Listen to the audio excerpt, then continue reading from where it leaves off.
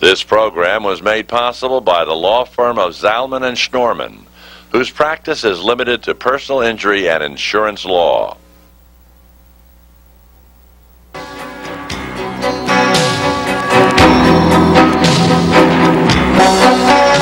Welcome to Lawline with your host, Alan Schnorman. Mr. Schnorman is a distinguished trial attorney, author, and lecturer. Each week, Lawline will bring you the most knowledgeable experts in the field of law today. And now, we introduce our guests and our host, Alan Schnorman.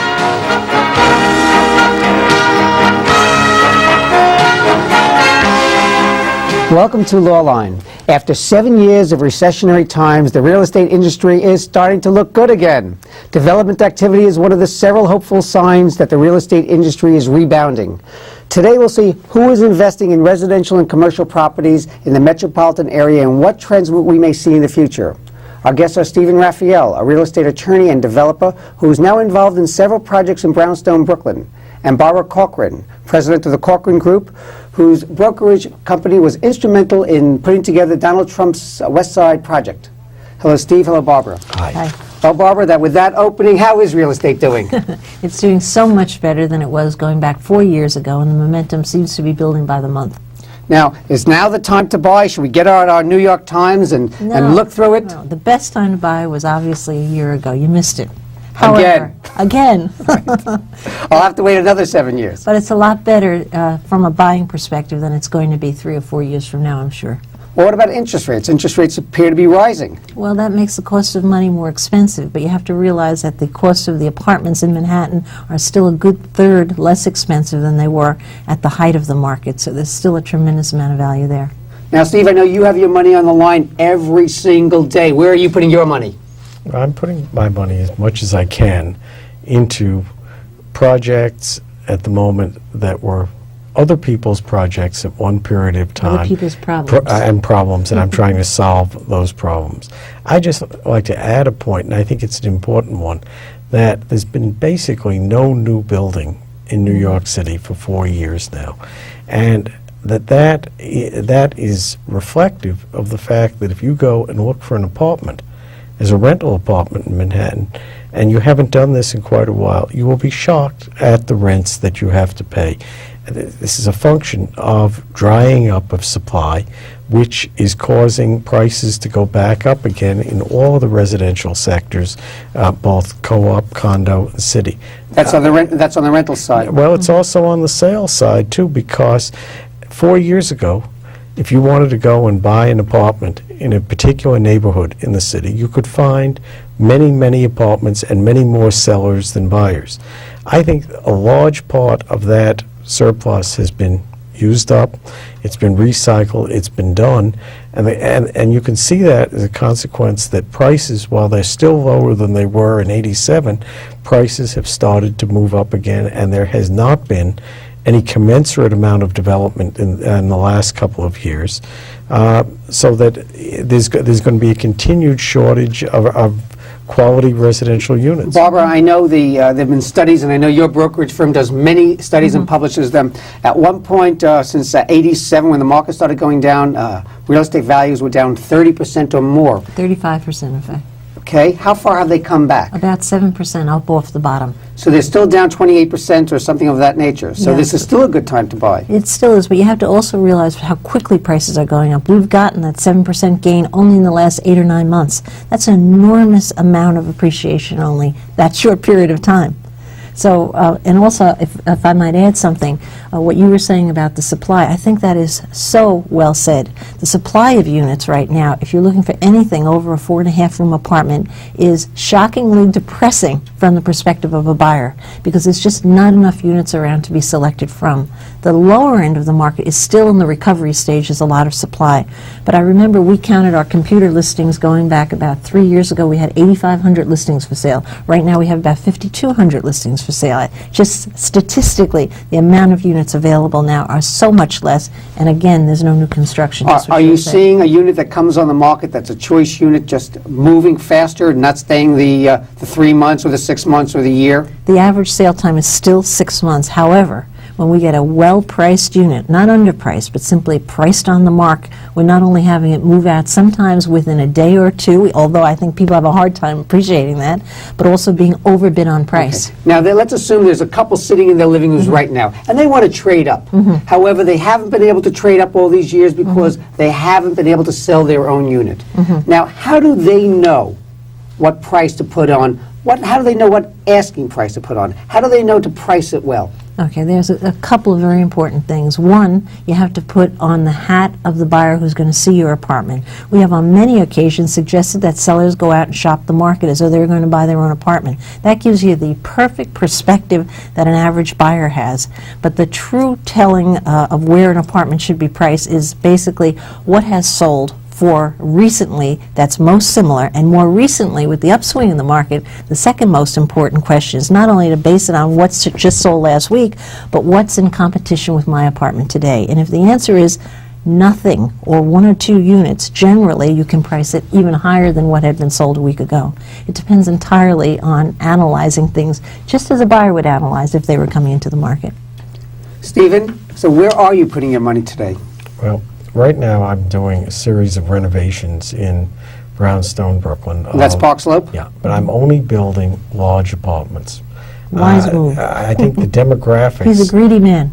Well, you know, what's happened here is very simple. 10 years ago, you had a very large number of younger couples with either no children or one child who were buying two-bedroom apartments. They bought at a high point in the market. They've been sitting there for many, many years. And they now have two children, and that two-bedroom apartment that looked as large as the Grand Canyon in 1984 now looks like there's no room left in it.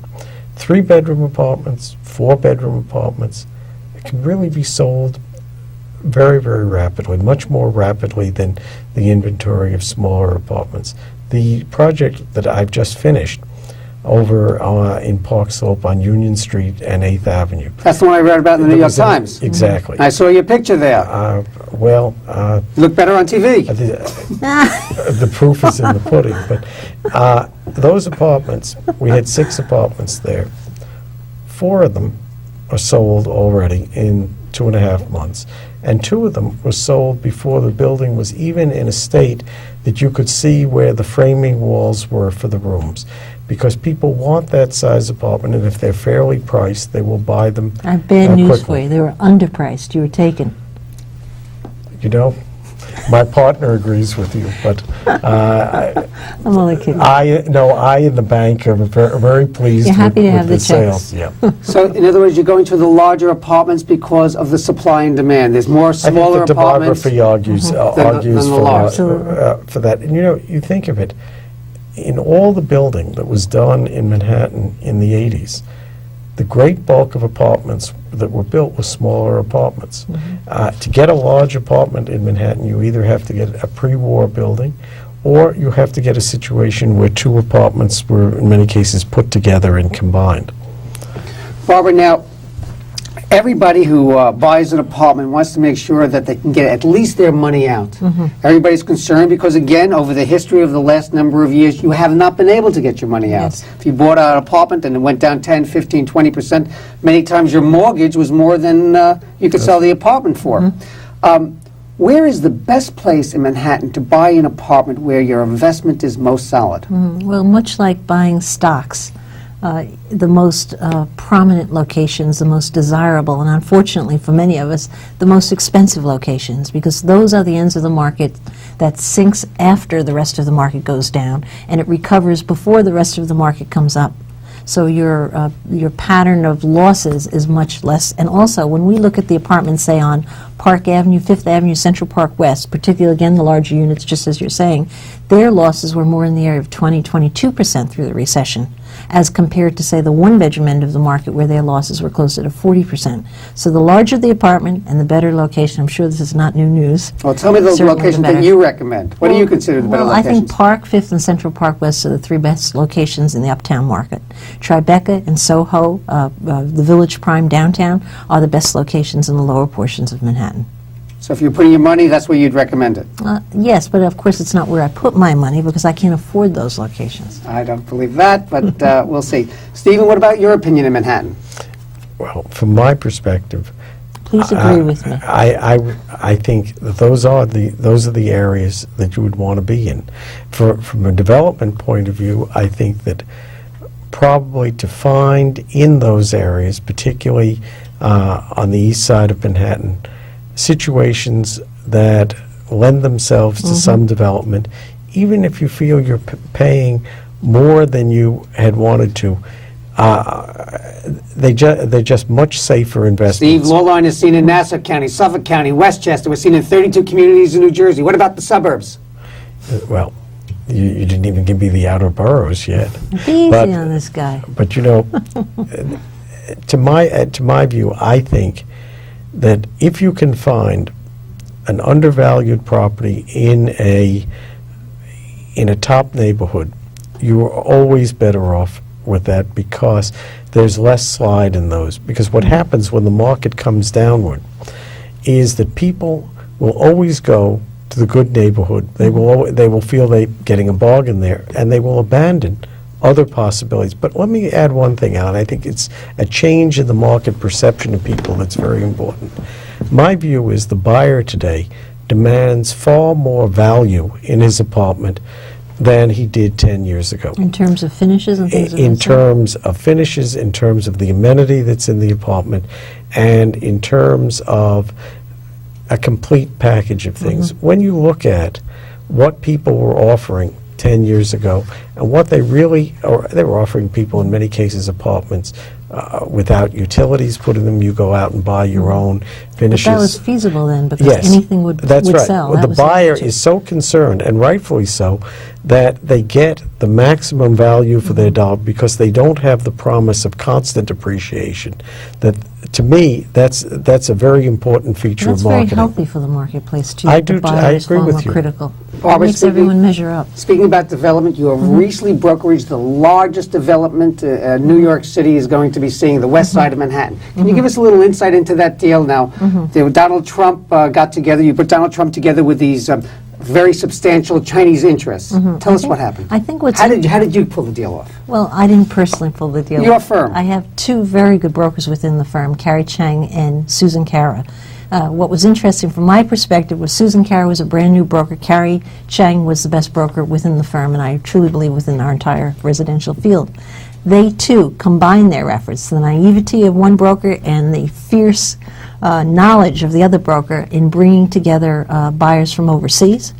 Carrie had represented Donald Trump in the transaction, she being of Chinese descent, and Susan Cara, being very American in every way, was representing the Chinese. Very interesting. Yeah. But they were very able to work and make everybody happy within that deal. Now, according to New York Magazine, Donald Trump brought his name and his marketing ability, and the Chinese investors just brought their money. Oh, well, money is an important commodity, and particularly in current market conditions, because as you know, the banks aren't big players in the lending field.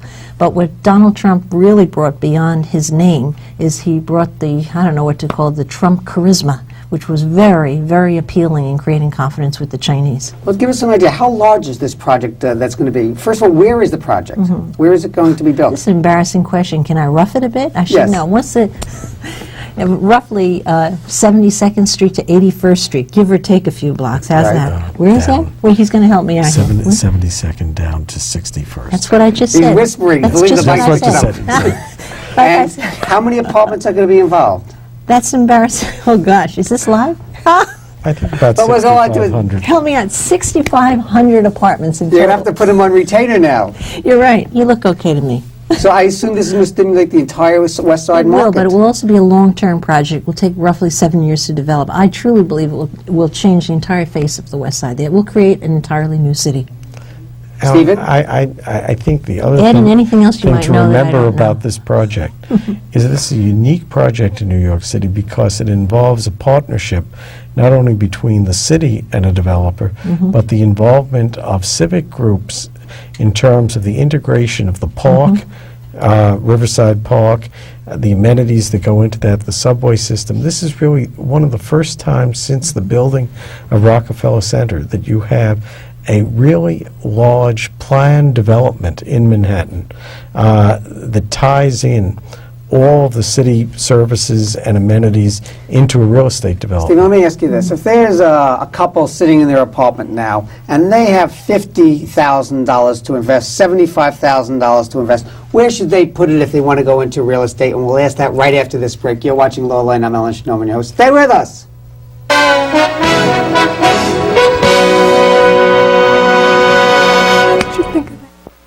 The air dances with the waters, which brings the rain that feeds the land, that is home to the animals.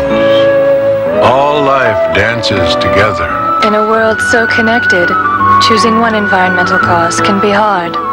EarthShare is 40 environmental charities working together.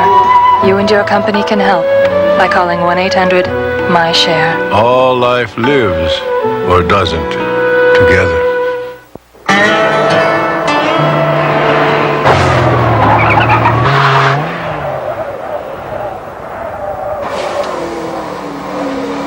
Excuse me, do you wear your safety belt?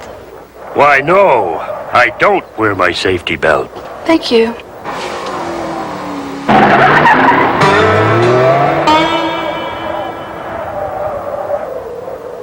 You could learn a lot from a dummy. Buckle your safety belt.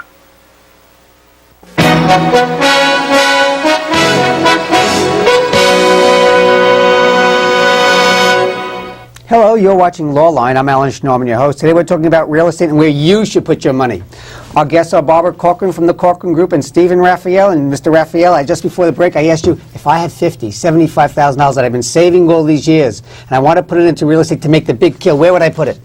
If you owned a co-op apartment already, I would tell you that the smartest thing you could do would be to buy the apartment next door to yours with the $75,000 as your cash portion, combine them, and end up with a much larger apartment. If they have a great layout. If there's it a works. layout that works. Yes. And then resell it. I think there's Or tremendous trade up. value I know you're not asking value me. in that type of transaction. In other words, the whole is worth more than the Let parts? me give you an example. You have a two-bedroom apartment. Next door to you is a one-bedroom apartment.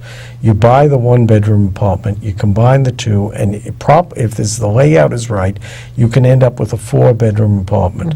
The four-bedroom apartment in many neighborhoods in Manhattan will be worth substantially more than the two and the one were worth. Yeah. Barbara, I know you have a big condominium department. How are condos doing? The condominium is the best end of the market without a doubt, and the larger the condominium, the better the market for it. We have no new product of condominium. We have a few projects in the making, but that's a bit off from now. But a large condominium apartment is the hardest thing to find in Manhattan right now. Are the foreign investors still coming in? Now, we spoke about the Chinese with Donald Trump, but what about... The face of the foreigner is constantly changing. Of course, the Chinese were dominant coming in starting about 2.5 years ago. Some of our best deals in the last 2 months have been to very wealthy Russians, and very recently we've been selling apartments, again, condominium apartments, to a couple of very high-priced Japanese investors. So the foreign certainly fuels that market. It's probably 50% of it, but you also have to appreciate that people here in New York love the condominium now, unlike going back 10 years ago when they were afraid of the condominium. Alan, let me give you an anecdote that illustrates this. We did a small development of 16 units about 2.5 years ago as condominiums. Here It's probably in Brooklyn. It was probably the first redevelopment project in Brooklyn in about 4.5 years. We sold all the apartments, all 16, in 3.5 months, half of which... You're sounding like a broker. half of which came to people who did not live in the neighborhood this project was in, but who called up and because they wanted condominiums, not because they necessarily wanted to live on this block, but they would not buy a co-op Yes. in this There's at been a this shift time. in They attitude would buy without a a doubt. condominium, and we have no doubt that these apartments were sold and much easier to sell as condominiums than co-ops. And they probably had little competition as well. They had almost no competition. Barbara, at one time, the investor market for condominiums was hot and heavy. What about today? Do people still buy these condominiums to rent them out? I wish I had another 4,000 condominiums and tenanted to be sold as bulk purchases to investors.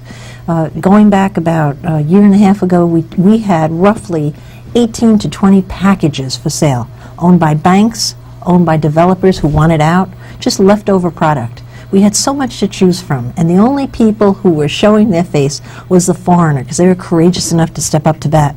What we have now is we probably have at best maybe 4 bulk deals. Unlike the deals of yesterday that had 100 to 200 units, these have 10 to 50 units. There's no product. But who do we also have now? We not only have the old foreigners, we have the new foreigners that have entered the market, plus we have a whole slew of American investors who now have decided that they should be buying those units. It's totally changed. Well, that's in bulk. What about the individual? If I wanted to buy one condominium, would it be a good investment for me to buy a condominium, 1 bedroom, and rent it out? Well, the numbers have to make sense. We find that on the smaller units, the numbers seem to make the most sense. And on a 50% cash down payment, we're generally finding that people are easily getting 10 to 12% cash-on-cash return. What are you anticipating? Do you have studies that you expect the real estate market in the next 5 years to go where? I don't have studies on that because that's fortune telling, but I have great confidence that the numbers are going to astound everyone. There's no new product. There's a shortage of current resale product. There's an upsurge in who wants it from not only the United States but around the world. And we have nothing or virtually nothing new to offer. One of the most exciting projects is going to be the redevelopment of the Gulf and Western building into Trump International Tower.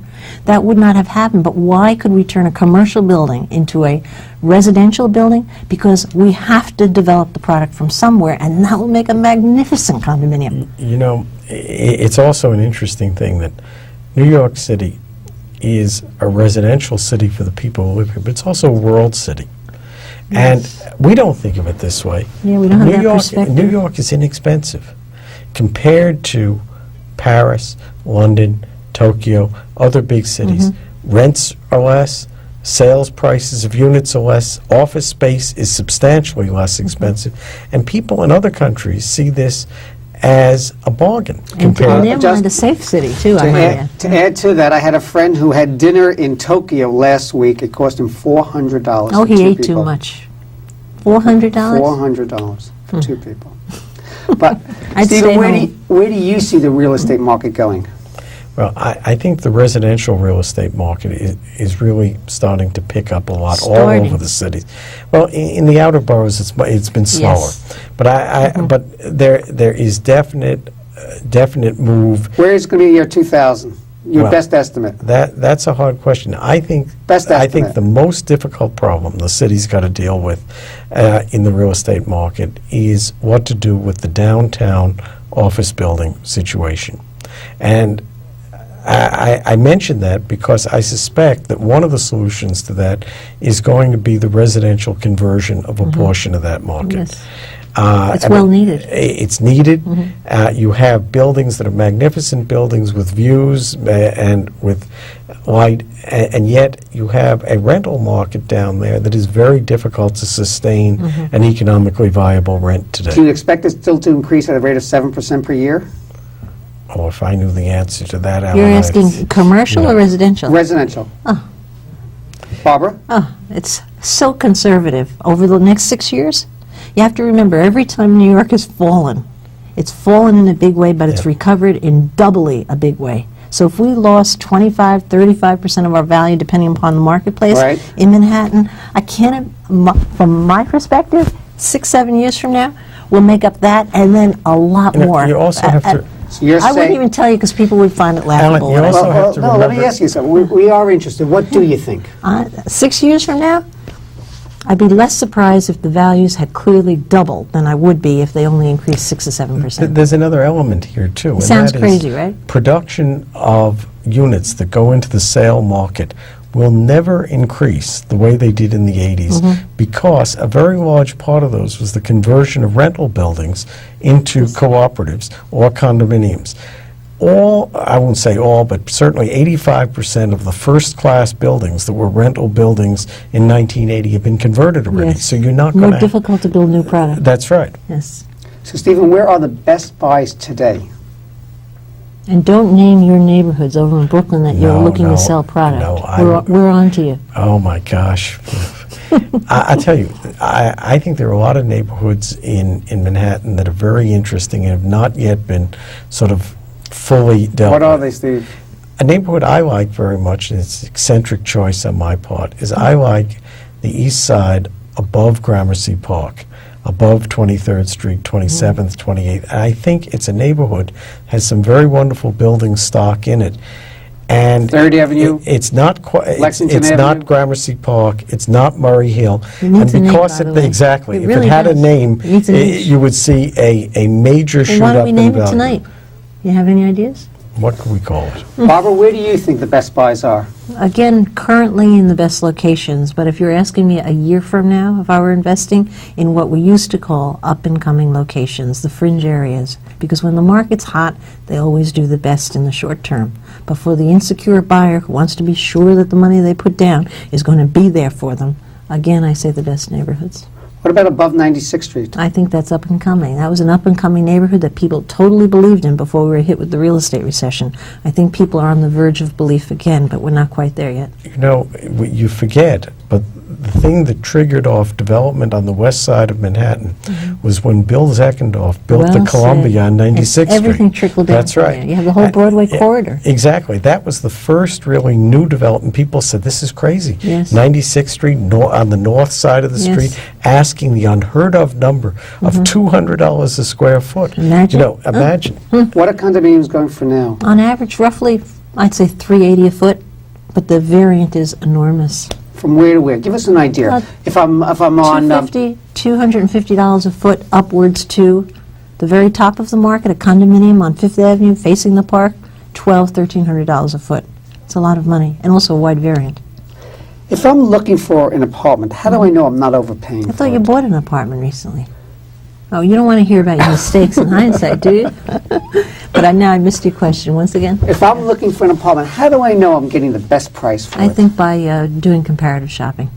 You mean on the individual deal or by comparison to everything else? Well, on the individual deal, how do I know when's the right time to say, all right, I'll cut the deal at that price? I think at a point where you feel comfortable with the value.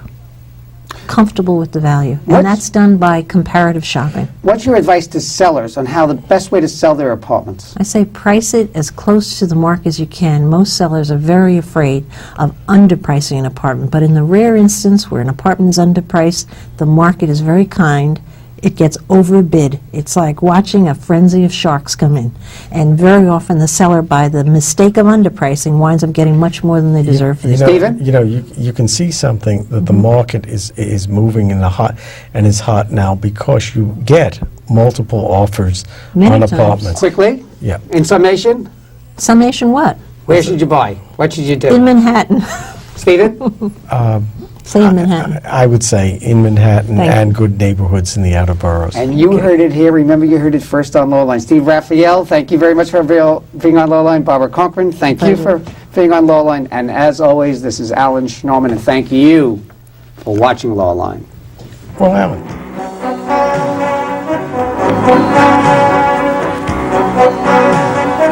You have been watching Lawline with your host, New York trial attorney Alan Schnorman. Mr. Schnorman will be back with you next week at the same time. If you have any questions about this week's program, please write to Lawline, 63 Wall Street, New York, New York, 10005, or call area code 212-432-9111.